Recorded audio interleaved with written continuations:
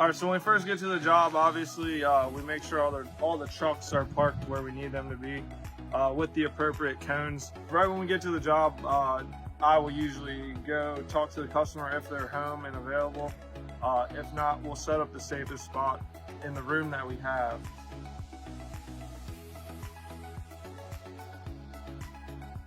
We'll assess the tree first usually, and just look at kind of what exactly we have to do. So once we assess it, the climber will pull him up into the tree, and he'll kind of look around himself. Start with deadwood first usually, because it's the most dangerous thing in the tree, because it could just fall randomly. And that's kind of the most unhealthy thing for a tree is deadwood. But removing that cleans the tree up as well as makes it more healthy.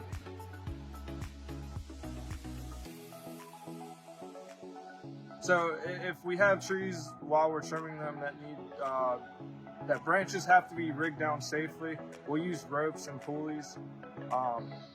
Usually when we do that, we have one person on the ground who's controlling the rope, and the guy in the tree is tying the knots on the limb that he wants to cut down. That gets the limbs down safely without damaging the customer's property. Safety is our #1 priority here. After that, we basically, our whole team cleans everything up, grabs all the branches, and brings it to the chipper.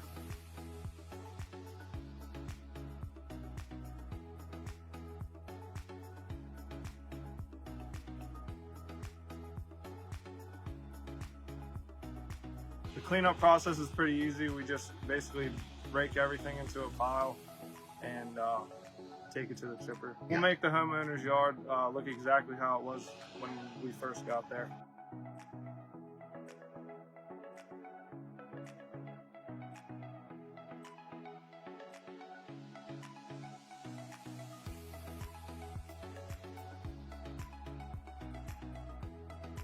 If you let it go for too long, it honestly just looks terrible.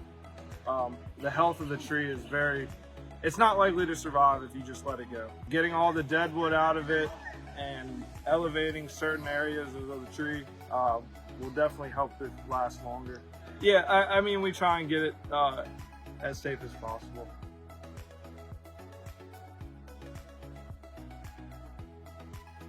What got me into tree work was I was just fascinated by how these guys do the stuff, honestly. Like the way that they're up there swinging around, and it just feels good to clean something up and make it look better than before.